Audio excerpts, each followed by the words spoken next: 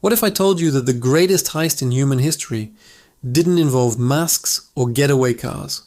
What if it was pulled off in plain sight, using ledgers, contracts, and perfectly legal paperwork? We were talking about a sum of money so vast it is almost impossible to comprehend.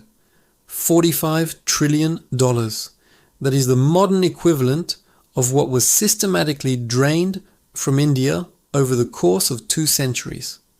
In the year 1700, India was an economic superpower, accounting for nearly a quarter of the entire world's economy. Its workshops produced the finest textiles on earth. Its ports bustled with trade, and its treasuries overflowed with gold and silver from around the globe. Yet by the time the British left in 1947, India's share of the global economy had collapsed to less than 4%. The country was left impoverished, famine-stricken, and broken. This wasn't an accident of history. It was a design. This is the story of how an entire subcontinent was bled dry, not just by soldiers with guns, but by accountants with pens. It all started with a company. Not a government, not an empire, but a private corporation headquartered in a small office in London, the British East India Company. Imagine a modern megacorporation like Apple or Amazon, but with its own private army, its own navy, and the legal authority to declare war. That was the East India Company. Formed in 1600, their initial goal wasn't conquest. It was a monopoly on the incredibly lucrative spice trade. For over a century, they operated as just one of many European traders in India's bustling markets. They were guests in the mighty Mughal Empire, a sophisticated civilization that dwarfed Britain in wealth, population, and culture. But as the Mughal Empire began to weaken in the 18th century, the company's directors saw an opportunity. They realized that the profits from trade were nothing compared to the potential profits from taxation and control. They shifted their business model from commerce to conquest, using their private army to exploit local rivalries and seize territory. This wasn't a national invasion, it was a corporate takeover driven by shareholder demands for ever-increasing dividends back in London. A machine built for profit was about to become a machine built for plunder. And what happened next would change the world forever. The tipping point came in 1757 at the Battle of Plassey. This event is often portrayed as a heroic British military victory, but the reality was far murkier. It was a conspiracy. Robert Clive, the ambitious head of the company's private army, faced the massive forces of the Nawab of Bengal, the region's ruler. Outnumbered and outgunned, Clive didn't win through strategy. He won through betrayal. He secretly struck a deal with one of the Nawab's key commanders, Mir Jafar, promising to make him the new ruler in exchange for switching sides. The battle was over almost before it began. With the Nawab defeated, the company installed their puppet, Mir Jafar, on the throne. His first act was to grant the East India Company the right to collect taxes in Bengal, one of the richest regions on the planet. This was the masterstroke. The company now controlled the entire tax revenue of a province richer than Britain itself. Clive and his men walked into the Bengal treasury and simply emptied it. Wagon loads of gold, silver, and jewels were shipped out, instantly making them some of the richest men in the world. But this was just the beginning. Stealing treasure was a one-time score. Controlling the tax system? That was an annuity, a stream of wealth that would flow for the next 190 years. The looting had just begun. With control of Bengal's finances, the company's greed spiraled into something truly monstrous. They jacked up taxes on farmers to unprecedented levels, often demanding more than half of all their produce. At the same time, they enforced policies that forced peasants to grow cash crops like indigo and opium for export instead of food for themselves. The stage was set for a catastrophe. When a drought hit in 1770, it triggered one of the most horrific famines in human history. With no food reserves and no money to buy grain, people began to starve by the millions. Around 10 million people perished, a third of Bengal's population. Yet here is the most chilling part. As millions of bodies piled up in the streets, the East India Company's profits continued to soar. Their tax collection didn't stop. In fact, records show their revenues actually increased that year as they brutally enforced collections. They exported grain from the starving region because it was more profitable to sell it abroad than to feed the dying. To the shareholders in London, it was just another good year on the balance sheet. This wasn't a tragic natural disaster. It was a man-made famine, engineered by corporate policies that valued profit over human life. The message was clear. India was no longer a nation to be traded with, it was an asset to be stripped. While the famines ravaged the countryside, a quieter, more systematic destruction was underway in the cities.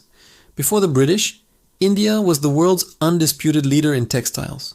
Indian fabrics, particularly the fine muslins from Dhaka, were legendary across the globe, sought after by European royalty and aristocrats. The industry employed millions of skilled weavers, spinners, and dyers.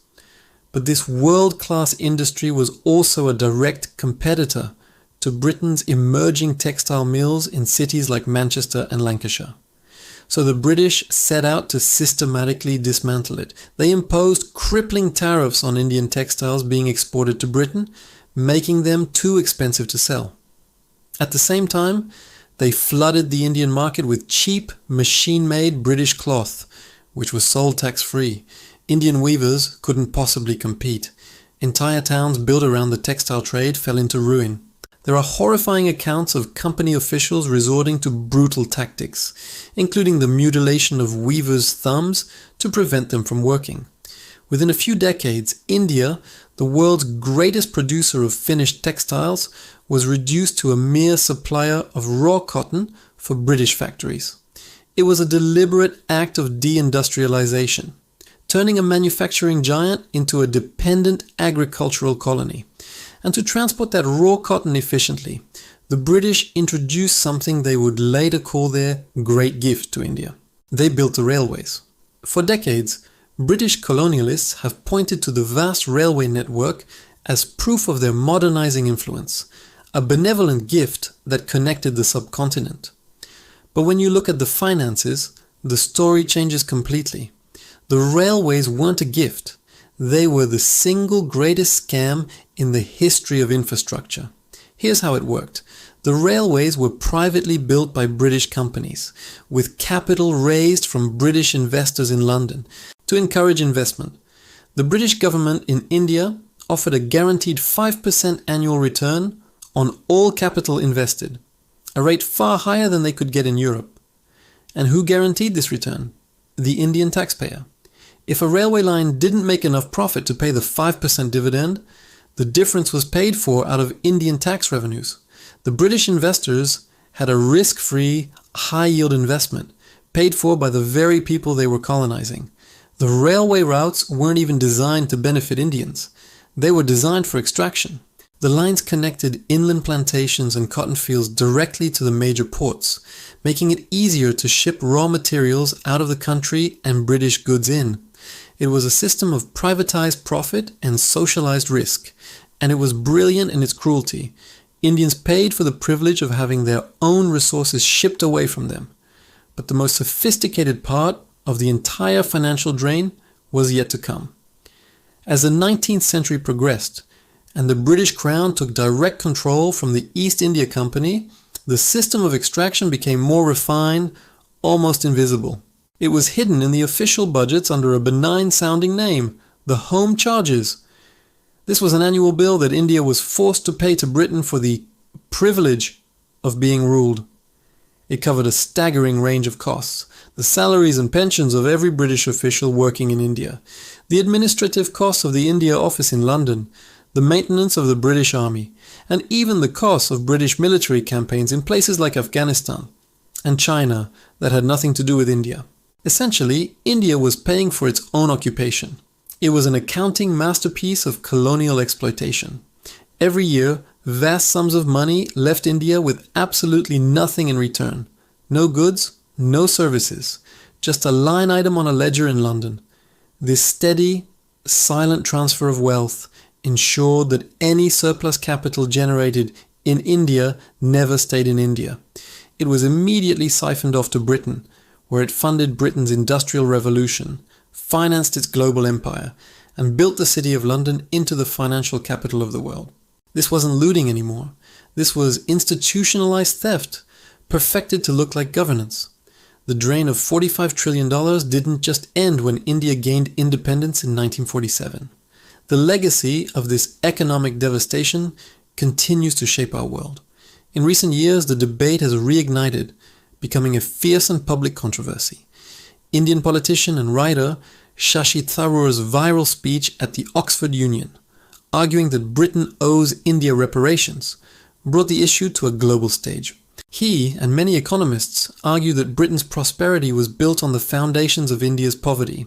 The global economic system that emerged after the colonial era still bears the scars of this history. Developing nations often find themselves in a familiar trap, exporting cheap raw materials, importing expensive finished goods, and taking on massive debt from Western financial institutions.